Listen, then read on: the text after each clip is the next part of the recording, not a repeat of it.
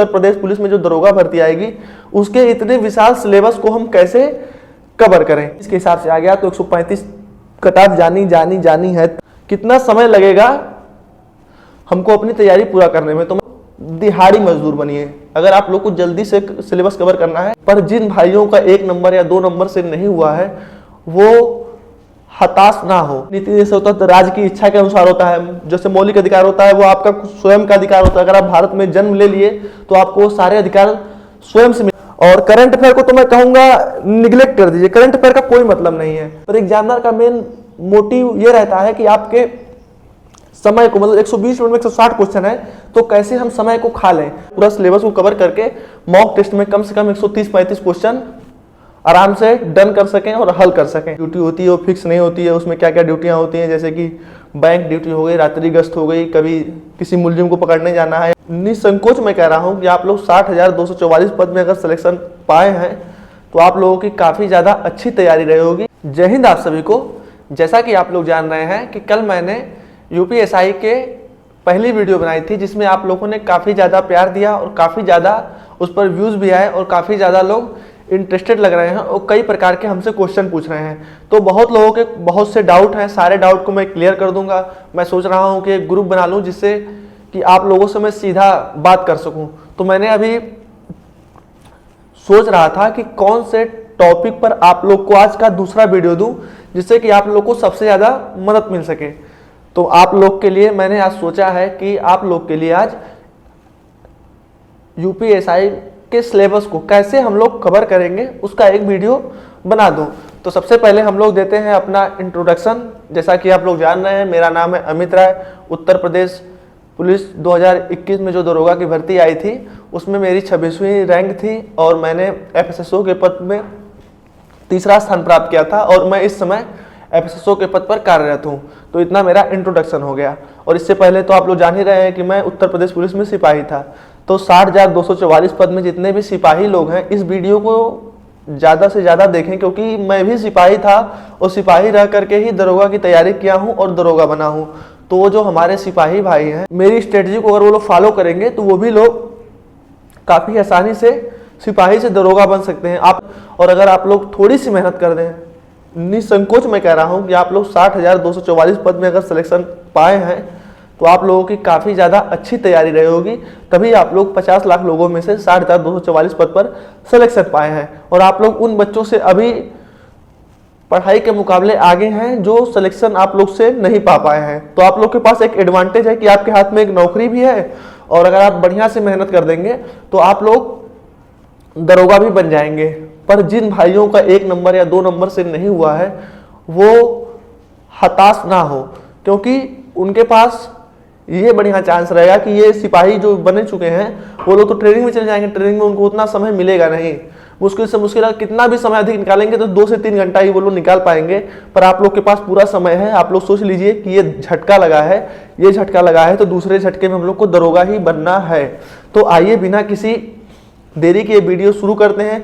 ये वीडियो उनके लिए भी है जो भाई हमारे सिपाही का में क्वालिफाई हो चुके हैं और ये वीडियो उनके लिए भी है जो इस एग्जाम में क्वालिफाई नहीं हुए हैं पर वो लोग दरोगा बनना चाह रहे हैं। तो हम लोग का मोटा मोटा आज का टारगेट रहेगा कि उत्तर प्रदेश पुलिस में जो दरोगा भर्ती आएगी उसके इतने विशाल सिलेबस को हम कैसे कवर करें। आप लोग तो जान ही रहे हैं कि उत्तर प्रदेश में जो दरोगा की भर्ती है उसका काफ़ी ज़्यादा लेंदी सिलेबस है। मैथ का हुआ, चाहे हिंदी का हुआ, चाहे रीजनिंग का हुआ, जीके जीएस, पॉलिटी, मूल विधि, कौन कौन सब्जेक्ट, अवार्ड बवार्ड, सब आपका दिमाग एकदम खराब करने वाले सब्जेक्ट हैं। तो आप लोग को सारे सब्जेक्ट के बारे में मैं बताऊंगा कि कैसे मैंने तैयारी की और कैसे आप लोग को अप्रोच रखनी चाहिए कि ताकि आप लोग पूरा सिलेबस को कवर करके मॉक टेस्ट में कम से कम 130-35 क्वेश्चन आराम से डन कर सकें और हल कर सकें। ठीक है ना भैया? तो बहुत लोग कहते हैं कि भैया मेहनत ज़्यादा है, कितना घंटा हमको पढ़ना चाहिए और कितना समय लगेगा हमको अपनी तैयारी पूरा करने में। तो मैं आप लोग से इतना ही कहूँगा कि अगर आप लोग की मेमोरी पावर ज़्यादा अच्छी है और आप लोग खरगोश की चाल चलते हैं तो हो सकता है कि जल्दी कवर कर लें। कोई भाई हमारा 6 महीने में करेगा, कोई 8 महीने में करेगा, कोई 4 महीने में करेगा, कोई 5 महीने में करेगा, लेकिन सिलेबस कवर जरूर करेगा और अपना एक टारगेट बना करके चलेगा। तो मैंने किस हिसाब से तैयारी की है कि और मैं क्या आज लिख करके लेके आया हूँ तो आप लोग को मैं बताता हूँ बिना किसी देरी के। तो आप लोग शुरू करते हैं। तो जैसा कि आप लोग जान रहे हैं कि सिलेबस काफ़ी ज़्यादा लेंदी है, तो मैंने ये सोचा है कि जो भी भाई उत्तर प्रदेश पुलिस में दरोगा भर्ती की तैयारी करना चाह रहे हैं वो सारे सिलेबस को मतलब कि सब्जेक्ट वाइज एक अपनी दीवार में चिपका ले, जहाँ पर वो पढ़ते हैं या फिर जहाँ पर वो सोते हैं। दिन रात उनके दिमाग में वो सिलेबस रहना चाहिए कि हमको ये चीज़ें हल करनी है, ये चीज़ें लागू करनी है और ये चीज़ें हमको आ रही हैं, ये चीज़ें नहीं आ रही हैं। तो कैसे करेंगे? जैसे हिंदी का एक अलग चिपका लिए, मैथ का एक अलग चिपका लिए, रीजनिंग का एक अलग चिपका लिए और जीके जीएस पॉलिटी मोल विधि का अलग चिपका लिए। तो जैसा कि जब मैं सिपाही था तो क्या करता था, आप लोग जान रहे हैं कि सिपाही की जो ड्यूटी होती है वो फिक्स नहीं होती है। उसमें क्या क्या ड्यूटियाँ होती हैं, जैसे कि बैंक ड्यूटी हो गई, रात्रि गश्त हो गई, कभी किसी मुलजिम को पकड़ने जाना है या फिर दिन में कोई और ड्यूटी करना है, अन्य प्रकार की वीआईपी ड्यूटी हो गई, या मुख्यमंत्री जी आ रहे हैं उनके ड्यूटी में चले गए, या फिर कहीं पिकेट ड्यूटी दिन भर में लग गई, या फिर मेला की ड्यूटी लग गई, या फिर कोई आपके यहाँ आयोजन हो रहा है वहाँ ड्यूटी लग गई। तो जैसे मेरी ड्यूटी रहती थी, जैसे रात में मुझे वो पता लग जाता था कि कौन सी ड्यूटी मेरी कहाँ जानी है, तो उस हिसाब से मैं एक सादे पन्ने में लिख लेता था कि मुझे आज ये चीज़ें पढ़नी है। सबसे बड़ी चीज़ ये है कि आप लोग को डेली का डेली एक टारगेट सेट करना है, डेली का डेली एक टारगेट सेट करना है। जैसा कि मैं जब सिपाही था तो अपना डेली का डेली एक टारगेट सेट कर लेता था कि आज दिन में मुझे हिंदी में ये चीज़ पढ़नी है, मैथ में ये चीज़ पढ़नी है, रीजनिंग में ये चीज़ पढ़नी है, जीके जीएस में ये चीज़ पढ़नी है। जब चारों सब्जेक्ट को मैं लेकर के साथ में चलता था तो उससे मुझे ये होता था कि एक ही साथ में चारों सब्जेक्ट को कवर कर रहा था। जैसे मेरी 4-5 घंटे की ड्यूटी हुई, ड्यूटी करने के बाद मुझे मैं कागज़ खोलकर देखा, अच्छा मुझे ये चीज़ पढ़नी थी तो ये चीज़ पढ़ लिया तो उस पर टिक मार दिया, अच्छा फिर मुझे ये चीज़ पढ़नी है तो इस पर टिक मार दिया, फिर ये चीज़ पढ़नी है तो इस पर टिक मार दिया। और शाम तक मैं अपने पूरे टारगेट को पूरा करता था। फिर रात में बैठ करके एनालिसिस करता था कि मेरी क्या क्या चीज़ें कवर हो चुकी है। अगर मेरी वो चीज़ें कवर हो जाती थी तो अपने आप को मैं इनाम देता था, अगले दिन में कुछ अच्छा चीज़ खा लेता था, या फिर शाम में ही पकौड़ी बढ़िया हुआ, चाय बढ़िया हुई, मैं खा करके अपने आप को खुश रखता था कि आज मेरा ये लक्ष्य पूरा हो गया। और जिस दिन नहीं पूरा होता था उस दिन रात में मैं अपने सिलेबस को पूरा करता था, जो मैं टारगेट अपने आप को दिया रहता था। ठीक है ना? तो ये बहुत बड़ी बात बताने जा रहा हूँ कि आप लोग दिहाड़ी मजदूर बनिए। अगर आप लोग को जल्दी से सिलेबस कवर करना है तो दिहाड़ी मजदूर बनिए, ना कि मंथली वाले मजदूर बनिए। मतलब समझ रहे, मजदूर मतलब गलत मत लीजिएगा, मैं बता रहा हूँ कि मेहनत करने वाला। मतलब कि जैसा कि आप दिन में उठे, दिहाड़ी मजदूर क्या करता है कि सुबह जाता है, शाम तक मेहनत करता है और उसको शाम को उसकी दिन भर की मजदूरी मिल जाती है। वही काम आप करिए कि सुबह अपना टारगेट सेट कर लीजिए, दिन भर मेहनत से उस टारगेट को पूरा करिए। और अगर आप लोग बिगिनर हैं, मतलब आप लोग अभी नई नई तैयारी अपनी शुरू कर रहे हैं, तो आप लोग क्या करिएगा, अपने टारगेट को छोटा छोटा सेट करिएगा। छोटे छोटे टारगेट से आपका ये होगा ना कि आप लोग को बोझ नहीं लगा। इकट्ठे नहीं देना है कि हमको 10 से टॉपिक पढ़ लेना है, ठीक है ना? सिलेबस में से एक टॉपिक उठाइएगा हिंदी का, एक मैथ का, एक रीजनिंग का, एक जीके जीएस का, एक पॉलिटी का। अपना उठा करके आप एक सादे कागज पर नोट कर लिए कि आज हमको ये टारगेट पूरा करना है। उस चीज को अच्छे से पढ़ना है। मतलब ये नहीं कि 5 चीज पढ़ रहे हैं और 5 चीज में शाम को हुआ तो फिर वो पढ़ने को तो पढ़ लिए हैं पर वो हमारा कॉन्सेप्ट नहीं क्लियर है, वो चीज हमको याद नहीं है। ये सब चीजें आप लोग को बिल्कुल भी नहीं करनी है। 4 ही चीज पढ़िए, कम पढ़िए, सॉलिड पढ़िए और मजबूती के साथ पढ़िए, ताकि कोई कभी भी पूछे तो आपके दिमाग में वो चीज रहे। तो जैसे शाम को आप टारगेट अपना पूरा कर लेते हैं तो आप एनालिसिस करिए, अपना मतलब विश्लेषण करिए कि ये चीजें हमको आ गई है और वो चीज अपना कट कर लीजिए कि अच्छा ये चीज हमको आ रही है, इसका नोट्स बना लिया हूँ, यहाँ नोट कर लिया हूँ। ठीक है ना? तो ये हो गया दिहाड़ी मजदूर। दिहाड़ी मजदूर तो आपको रोज बनना है। उसके बाद आप साप्ताहिक मजदूर बनिए। साप्ताहिक मजदूर मतलब हुआ कि आप लोग जो हफ्ते भर में पढ़ रहे हैं, जैसे 6 दिन में जो चीजें आप पढ़ रहे हैं, या मैं तो कह रहा हूँ 5 दिन ही हफ्ते में पढ़िए। 6वें दिन पूरा एनालिसिस करिए, मॉक टेस्ट मारिए और 7वें दिन एकदम चाप करके खाइए, सोइए, एंजॉय करिए जब तक कि भर्ती आ नहीं जा रही है। क्योंकि जीवन में भैया एंजॉय करना भी जरूरी है, क्योंकि जो ना करे एंजॉय फिर वो कैसा हुआ है। अगर हफ्ते में आप 5 दिन भी पढ़ रहे हैं तो कोई दिक्कत नहीं। 6वें दिन विश्लेषण करिए और काफी अच्छा विश्लेषण करिए कि मुझे ये चीज आ रही थी, अच्छा तो इसका रिविजन है, ये है, वो है। ठीक है ना? जो भी बच्चा अगर 3 चीज साथ में लेकर के चलेगा, सिलेबस पहली चीज और ये सबसे ज्यादा इंपॉर्टेंट चीज है, दूसरी चीज हो गई रिवीजन, ठीक है ना, और तीसरी चीज हो गई mock test plus previous year paper. Previous year paper syllabus लगाने से पहले देखना है, मतलब सिलेबस पढ़ने से पहले प्रीवियस ईयर पेपर देखना है, और सिलेबस पढ़ने के बाद आप लोगों को मॉक टेस्ट देना है। दोनों चीज में डिफरेंस समझ लीजिएगा कि मॉक टेस्ट क्या होता है, प्रीवियस ईयर क्वेश्चन पेपर क्या होता है।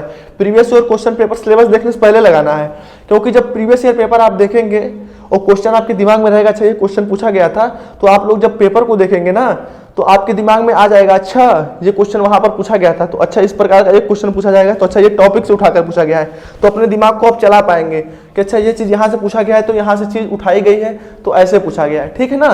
तो 3 चीजें अगर आप लोग लेकर चल रहे हैं, और साप्ताहिक रिवीजन तो करना भैया जरूरी है। डेली चीज जो आप अलग अलग चीज पढ़ रहे हैं वो तो रात में आप रिवीजन करेंगे ही, पर सप्ताह भर में आप लोगों ने क्या डाटा कलेक्ट किया है उसको अलग से लिख लेना है। जैसे बड़ी नोट्स से छोटी नोट्स बनाना, एक एक ट्रिक पॉइंट बनाना, जैसे कि मौलिक अधिकार ही हो गया, तो मौलिक अधिकार में कौन कौन से भाग होते हैं, फिर उनके बीच में कौन कौन से अनुच्छेद हैं, फिर नीति निर्देशक तत्व तो क्या होता है, तो नीति निर्देशक तत्व राज्य की इच्छा के अनुसार होता है। जैसे मौलिक अधिकार होता है वो आपका स्वयं का अधिकार होता है, अगर आप भारत में जन्म ले लिए तो आपको सारे अधिकार स्वयं से मिल जाएंगे, राज्य से आप मतलब राज्य आपसे वो छीन नहीं सकता है, आप स्वयं ले सकते हैं, स्वयं ले क्या लेते हैं आपको तुरंत प्रदान कर दिए जाते हैं, ठीक है ना। ये समानता का अधिकार हो गया, स्वतंत्रता का अधिकार हो गया, शोषण के विरुद्ध अधिकार हो गया, धर्म का अधिकार हो गया, शिक्षा और संस्कृति का अधिकार हो गया, संवैधानिक उपचार हो गया, ये सारे अधिकार आप लोग को मिल जाते हैं।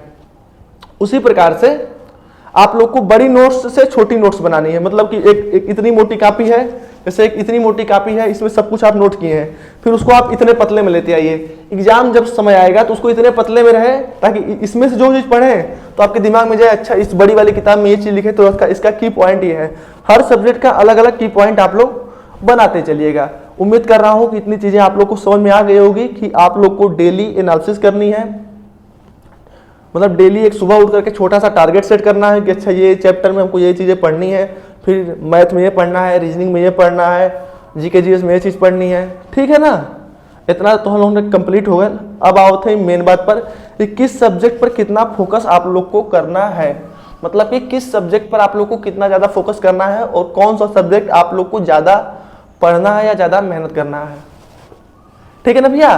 तो सबसे पहले तो आप लोग जान रहे हैं कि हिंदी के 40 क्वेश्चन आएंगे, मैथ के 40 क्वेश्चन आएंगे, रीजनिंग के 40 क्वेश्चन आएंगे, और पॉलिटी और मूल विधि के जो क्वेश्चन हैं वो 24 से लेकर के 22 क्वेश्चन और 16 से 18 क्वेश्चन आप लोग के जीएस के आएंगे, मतलब सामान्य ज्ञान के आएंगे। तो जानते हैं क्या होता है, अधिकतर बच्चे गलती ये करते हैं कि मैंने खुद देखा है कि एक बच्चा है जिसको मैथ बहुत ज्यादा आ रही है, मतलब उसके आप मैथ से कहीं से भी कोई भी क्वेश्चन पूछेंगे ना तो वो आपसे सबसे तेज लगा देगा, पर उससे अगर आप लोग जीके जी ऐसे क्वेश्चन पूछेंगे तो कहेंगे अरे भैया इतना हमके अइबे ना करेला, अरे भैया तो हमके हिंदी ना आवेले, तो के क्यों मना कर ले रहा। ये बात हो गई। मतलब कि मैं आपसे ये पूछना चाहता हूँ, अगर मैथ कठिन सब्जेक्ट है, जैसे कि मेरे लिए तो मुझको सब सब्जेक्ट सही लगता था क्योंकि मैं सब सब्जेक्ट पर बराबर मेहनत करता था। अगर मैथ कठिन सब्जेक्ट है और आप दिन रात मेहनत करके मैथ लगा रहे हैं और सिर्फ मैथ लगा रहे हैं, तो अगर हिंदी क्वेश्चन आपसे गलत हो जा रहा है, एक अगर कठिन मैथ का क्वेश्चन आप सही कर रहे हैं और एक सरल हिंदी क्वेश्चन आप सही कर रहे हैं, तो आपको तो मैथ में 5 नंबर मिलेगा नहीं ना, हिंदी में आपको ये नहीं है कि 2.5 के बदले आप लोग को 1 नंबर मिल रहा है। क्वेश्चन चाहे सरल हो चाहे कठिन हो, नंबर आपको बराबर मिलेंगे। तो ये दिमाग में आपकी वो चीज रहनी चाहिए कि नंबर बराबर मिलेंगे। तो मेरे कहने का मतलब ये था कि सब सब्जेक्ट पर आपकी कमांड होनी चाहिए, मतलब कि अगर 40 क्वेश्चन मैथ के पूछ रहा है तो उसको भी लगाऊंगा, हिंदी का आएगा तो उसको भी लगाऊंगा, रीजनिंग का आएगा तो उसको भी लगाऊंगा, और पॉलिटी मूल विधि का क्वेश्चन होगा तो उसको भी लगाऊंगा। हाँ, बशर्ते ये हो सकता है कि किसी का इंटरेस्ट मैथ पढ़ने में ज्यादा है, किसी का हिंदी पढ़ने में ज्यादा है, किसी का जीएस पढ़ने में ज्यादा है, तो मैं आप लोग से बस यही कहूंगा कि सब सब्जेक्ट को सिलेबस के हिसाब से पढ़िए। ये नहीं कि आपको प्रॉफिट एंड लॉस का क्वेश्चन आ गया तो आप उसके 100 क्वेश्चन लगा रहे हैं, क्या जरूरत है। एक टाइप का क्वेश्चन आएगा, उस टाइप के क्वेश्चन के आप बारे में जान लीजिए कि अच्छा ये क्वेश्चन आएगा तो हमको ऐसे इसको अटेम्प्ट करना है। सबसे बड़ी कला होती है क्वेश्चन को अटेम्प्ट करने की, मतलब आप क्वेश्चन पढ़ते ही आपको ये चीज मालूम हो जानी चाहिए कि ये क्वेश्चन हमसे लग पाएगा कि नहीं लग पाएगा, ठीक है ना भैया। अप्रोच मतलब कि हिंदी में जैसे आपको 40 क्वेश्चन आएंगे तो आपको मुश्किल से मुश्किल 10 मिनट लगेगा हल करने में, 10 मिनट भी नहीं लगेगा, 5, 7, 8 मिनट लगेगा। 5, 7 मिनट में आप पूरा क्वेश्चन पेपर हल कर सकते हैं। अगर बढ़िया आपकी प्रैक्टिस है तो 5 से 7 मिनट में आप पूरा पेपर हल कर देंगे 40 क्वेश्चन का। खाली देखना है, टिक मारना है। ऑनलाइन पेपर होता है ना, गोला तो भरना नहीं है, तो पर उसमें 5 मिनट में आपको कब लगेगा, जब आपका पूरा का पूरा सिलेबस कंप्लीट रहेगा, ठीक है ना भैया। तो हर सब्जेक्ट पर बराबर बराबर समय देना है। जैसे कि आप दिन भर में अपना टाइम टेबल बनाते हैं तो हिंदी में आप लोग 1 घंटे का समय दे दीजिए, 1 घंटे का समय दे देंगे, 1 से या 1.5 घंटे का समय दे देंगे तो आपकी हिंदी पूरी कंप्लीट हो जाएगी। हिंदी को आप लोग 3 भाग में बांट सकते हैं, पहला व्याकरण, दूसरी रचना और कवि, जैसे कि प्रसिद्ध लेखक कौन सी उनकी रचनाएं होती हैं। मैं अलग अलग सेपरेट वीडियो भी बना दूंगा कि आप लोग क्या क्या चीज़ें पढ़ेंगे तो हो जाएगा। अभी मैं आप लोग के दिमाग में डाइवर्सिफाई कर रहा हूँ, मतलब कि बंटवारा कर रहा हूँ कि ये चीज़ें यहाँ से ऐसे आएंगी, यहाँ से ऐसे आएंगी, यहाँ से ऐसे आएंगी। सारी इन्फॉर्मेशन को आप लोग अलग करके छोटे छोटे टुकड़ों में बांट लीजिए। इसको 3 चीज़ में बांट लेंगे, ठीक है ना। और तीसरी चीज़ हो गई रस छंद अलंकार हो गया, और हिंदी में बताया मैंने जैसा कि व्याकरण अलग हो गया, उसमें पर्यायवाची, विलोम शब्द, उसके बाद जितने भी आते हैं वाक्य आते हैं, वर्त काल आता है, काल कितने प्रकार के होते हैं, ये सारी चीज़ें, शुद्ध शब्द, अशुद्ध शब्द, तत्सम, तद्भव, वर्तनी, सारी चीज़ें व्याकरण में आ जाएंगी। प्रसिद्ध लेखक और कवि जितने किन किन रचनाओं में किसको पुरस्कार मिला है, कौन सी कवि की कौन सी रचना है, कौन से लेखक की कौन सी रचना है, ये सारी चीज़ें आप लोग को पढ़नी है। उसके बाद रस छंद अलंकार हो गया। ये 3 चीज़ों को बांट करके आपको 1.5 घंटे में पढ़ना है। थोड़ा सिलेबस पढ़िए और इसके साथ आप लोग मॉक टेस्ट भी हिंदी का लगा सकते हैं। जितना ज़्यादा आप प्रैक्टिस करेंगे उतना ज़्यादा आप बेहतरीन हो जाएंगे, ठीक है ना भैया। किसी चीज़ को पढ़ने के बाद अगर आप प्रैक्टिस करते हैं तो ज़्यादा अच्छा होता है। मैथ को तो पूरा का पूरा अर्थमेटिक का, जैसा कि आप लोग देख रहे हैं चैप्टर है, उसमें जो मेंसुरेशन है और उसके बाद ये क्या कहा जाता है इसको, प्रायिकता और मेंसुरेशन को आप अलग से बांट सकते हैं। बाकी अर्थमेटिक का जितना भी चीज़ है आप लोग पढ़ लेंगे, मतलब इसको 2 भागों में बांट दीजिएगा। अलग अलग समय में अलग अलग चीज़ें पढ़नी है, फिर उसके बाद उसका रिवीजन करना है। Revision is the most important thing, ठीक है ना। रिवीजन आप जितना ज़्यादा करेंगे उतना ज़्यादा आप उस चीज़ में बेहतरीन होंगे। किसी भी चीज़ को देखिए, 1 बार पढ़ेंगे कठिन लगेगा, 2 बार पढ़ेंगे थोड़ा सा कम कठिन लगेगा, 3 बार पढ़ेंगे उससे कम कठिन लगेगा। उसको अगर आप बार बार पढ़ेंगे तो एकदम आसान हो जाएगा।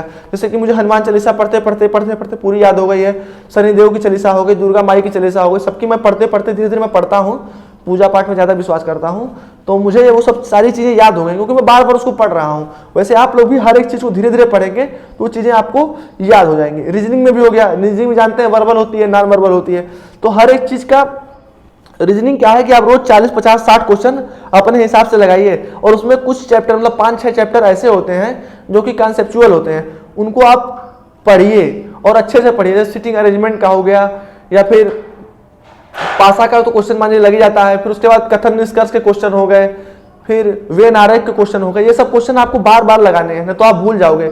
जैसे कि नंबर वाले क्वेश्चन, नंबर सीरीज के जो क्वेश्चन आते हैं, इन सब चीज़ों को आप लगाएंगे तो आपको ज़्यादा से ज़्यादा कमांड हो जाएगी रीजनिंग पर चारों सब्जेक्ट को आप लोग को पढ़ना है। अगर मैथ में आप 4 घंटा दे रहे हैं तो रीजनिंग में भी आप कोशिश करिए कि 2.5-3 घंटा समय दीजिए, क्योंकि सब सब्जेक्ट बराबर नंबर का है। ये नहीं है कि मैथ का क्वेश्चन आपको 5 नंबर दे रहा है तो हिंदी क्वेश्चन आपको 1 नंबर दे रहा है। सारे के सारे क्वेश्चन आपको बराबर नंबर देंगे, इसलिए सारे के सारे क्वेश्चन करने हैं। सबसे बेहतरीन अभ्यर्थी वही होता है जो कि सरल क्वेश्चन को पकड़ लेता है और वो कठिन क्वेश्चन को छोड़ देता है कि लास्ट में उसको हल करूंगा, जैसा कि मैंने किया था। अगर कठिन क्वेश्चन आपके एग्जाम में आ रहा है तो उसको कहिए, ए भैया तू रुका, हम आवत हैं। आप अगर प्रैक्टिस किए होंगे तो आपको ये मालूम चल जाएगा ये क्वेश्चन लेंदी है। देखिए, लगाने को तो सब लोग क्वेश्चन लगा लेंगे, पर एग्जामिनर का मेन मोटिव ये रहता है कि आपके समय को, मतलब 120 मिनट में 160 क्वेश्चन है तो कैसे हम समय को खा लें।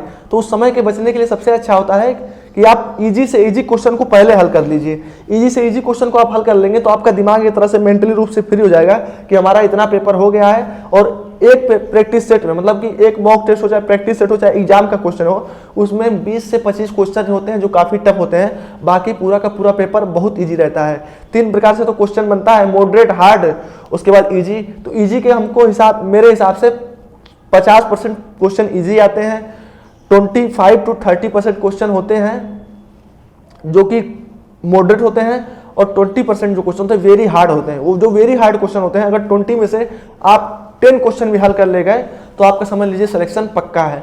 अब आ गए आप लोग की, जैसे कि ये 3 चीज़ें तैयार हो गई। अब आते हैं हम लोग जीके जीएस। कुछ बच्चे क्या करते हैं, दिन भर करंट अफेयर पढ़ रहे हैं, तो दिन भर हिस्ट्री पढ़ रहे हैं, दिन भर जियोग्राफी पढ़ रहे हैं। आप क्या करिएगा, प्रीवियस ईयर पेपर उठाइएगा, जीके जीएस में किस किस टॉपिकों को पूछा गया है, कहाँ कहाँ से क्वेश्चन पूछा गया है, उन सारे टॉपिक को आप कवर कर लीजिएगा। 2 भागों में आप जीके जीएस को बांट सकते हैं। एक भाग में आप पॉलिटी और मूल विधि को बांट दीजिए, दूसरे वाले भाग में आप लोग हिस्ट्री, देखिए जीएस, देखिए एक तरफ से पॉलिटी मूल विधि एक तरफ से हो गया, और जीएस में हो गया जियोग्राफी हो गया, हिस्ट्री हो गया, उसके बाद आपका इकोनॉमिक्स हो गया, इन्वायरमेंट हो गया, कंप्यूटर हो गया, और करंट अफेयर को तो मैं कहूँगा निगलेक्ट कर दीजिए, करंट अफेयर का कोई मतलब नहीं है।